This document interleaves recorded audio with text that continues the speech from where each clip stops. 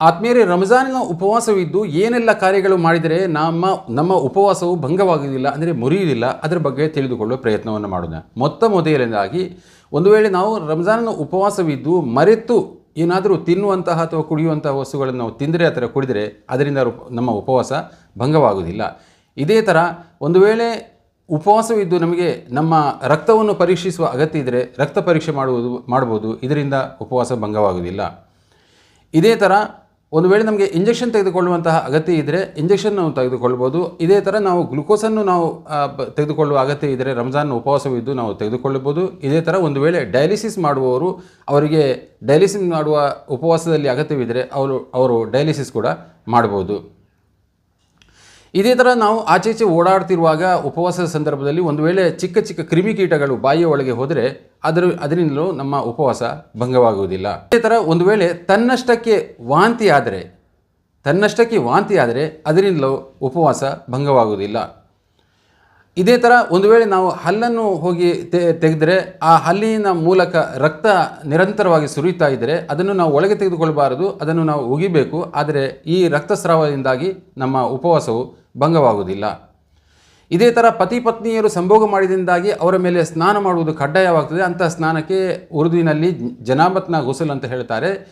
ಇಂತಹ ಸಂದರ್ಭದಲ್ಲಿ ಒಂದು ವೇಳೆ ಅವರು ರಾತ್ರಿ ಸೆಹರಿ ಮಾಡುವಾಗ ಸಮಯದ ಅಭಾವ ಇದ್ದ ಕಾರಣದಿಂದಾಗಿ ಅವರು ಸ್ನಾನ ಮಾಡದೆ ಒಂದು ವೇಳೆ ಸೆಹರಿ ಮಾಡಿದರೆ ಅವರ ಉಪವಾಸ ಭಂಗವಾಗುವುದಿಲ್ಲ. ಆದರೆ ಸ್ನಾನ ನಮ್ಮ ಮೇಲೆ ಕಡ್ಡಾಯ ಆದರೆ ಕೂಡಲೇ ಎದ್ದು ಸ್ನಾನ ಮಾಡಬೇಕು. ಇದೇ ಥರ ನಮ್ಮ ಹಲ್ಲಿನಲ್ಲಿ ಒಂದು ವೇಳೆ ತೂತು ಇದ್ದರೆ ಆ ತೂತಿನಲ್ಲಿ ಬೇಳೆಕಾಳಿನಷ್ಟು ಒಂದು ಚಿಕ್ಕದಾದ ಒಂದು ಕಣ ಹೋಗಿ ಕೂತ್ಕೊಂಡ್ರೆ, ಒಂದು ವೇಳೆ ನಾವು ನಾಲಿಗೆಯನ್ನು ಆಚೆ ಈಚೆ ಮಾಡುವಾಗ ಆ ಕಣವು ತನ್ನಷ್ಟಕ್ಕೆ ಹೊಟ್ಟೆಯ ಒಳಗೆ ಹೋದರೆ ಅದರಿಂದ ಉಪವಾಸ ಭಂಗವಾಗುವುದಿಲ್ಲ.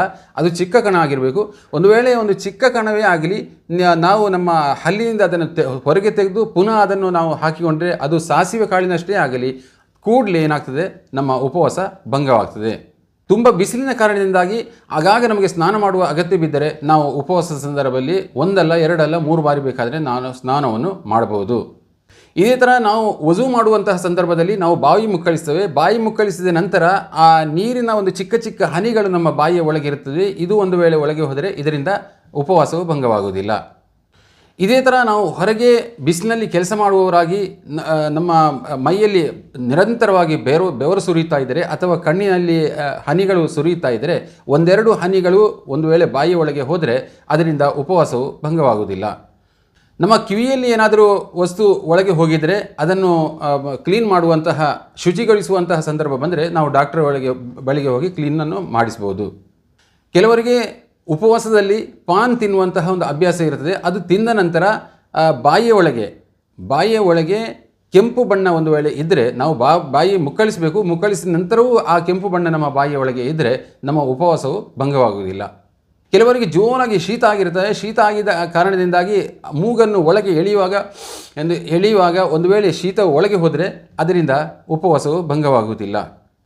ಇದೇ ಥರ ತುಂಬ ಬಿಸಿಲಿನ ಕಾರಣದಿಂದ ಕೆಲವರದು ತಲೆ ಒಂದು ವೇಳೆ ಭಾರ ಆದಾಗೆ ಕಾಣುವಾಗ ಅವರು ಬಟ್ಟೆಯನ್ನು ಒದ್ದೆ ಮಾಡಿ ತಲೆಯ ಮೇಲೆ ಇಟ್ಟರೆ ಅದರಿಂದಲೂ ಉಪವಾಸ ಭಂಗವಾಗುವುದಿಲ್ಲ.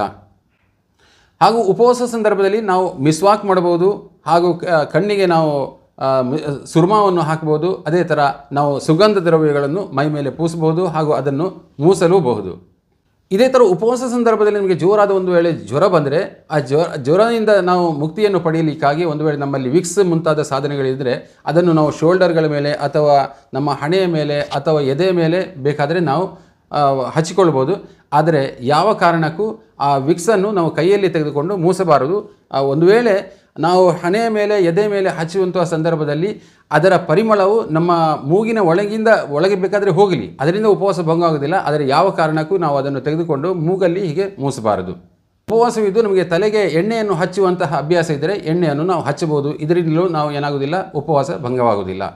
ಇದೇ ಥರ ಉಪವಾಸ ಇರುವಂತಹ ಸಂದರ್ಭದಲ್ಲಿ ನಾವು ಬಾತ್ರೂಮ್ ಹೋಗಿ ಸ್ನಾನ ಮಾಡುವಂತಹ ಸಂದರ್ಭದಲ್ಲಿ ಒಂದು ವೇಳೆ ನಮಗೆ ಗೊತ್ತಿಲ್ಲದೆ ಕಿವಿಯೊಳಗೆ ನೀರು ಹೋದರೆ ಅಂತಹ ಸಂದರ್ಭದಲ್ಲೂ ನಮ್ಮ ಉಪವಾಸವು ಭಂಗವಾಗುವುದಿಲ್ಲ. ಇದೇ ಥರ ಉಪವಾಸದ ಸಂದರ್ಭದಲ್ಲಿ ಹಗಲಿನ ಹೊತ್ತದಲ್ಲಿ ನಾವು ಮಲಗಿದಾಗ ನಮಗೆ ವೀರ್ಯಸ್ಖಲನ ಒಂದು ವೇಳೆ ಆಯಿತು ಅಂತ ತಿಳ್ಕೊಳ್ಳಿ, ಆ ವೀರ್ಯಸ್ಖಲನದಿಂದಲೂ ನಮ್ಮ ಉಪವಾಸವು ಭಂಗವಾಗುವುದಿಲ್ಲ.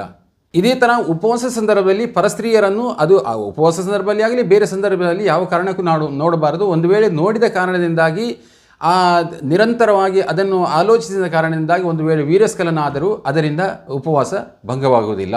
ಆದಮೇಲೆ ಈ ಒಂದು ಕೆಲವು ವಿಷಯಗಳು ನಾನು ತಮ್ಮ ಮುಂದೆ ಇಟ್ಟಿದ್ದೇನೆ. ಇದು ಉಪವಾಸದ ಸಂದರ್ಭದಲ್ಲಿ ಒಂದು ವೇಳೆ ಆಗಿ ಹೋದರೆ ನಮ್ಮ ಉಪವಾಸವು ಭಂಗವಾಗುವುದಿಲ್ಲ. ಇದು ನಾನು ಮೊದಲನೆಯದ ಬಾರಿಗೆ ಉಪವಾಸದ ವಿಷಯದಲ್ಲಿ ಕನ್ನಡದಲ್ಲಿ ಒಂದು ಚಿಕ್ಕ ವಿಡಿಯೋ ಮಾಡಿದ್ದೇನೆ. ಒಂದು ವೇಳೆ ಇದರಲ್ಲಿ ಹೆಚ್ಚು ಕಡಿಮೆ ಇದ್ದರೆ ತಾವು ಕಮೆಂಟ್ ಬಾಕ್ಸಲ್ಲಿ ಇದರ ಬಗ್ಗೆ ತಮ್ಮ ಅಭಿಪ್ರಾಯವನ್ನು ತಿಳಿಸಬೇಕಾಗಿ ತಮ್ಮಲ್ಲಿ ವಿನಂತಿಯನ್ನು ಮಾಡುತ್ತಾ ಇದ್ದೇನೆ.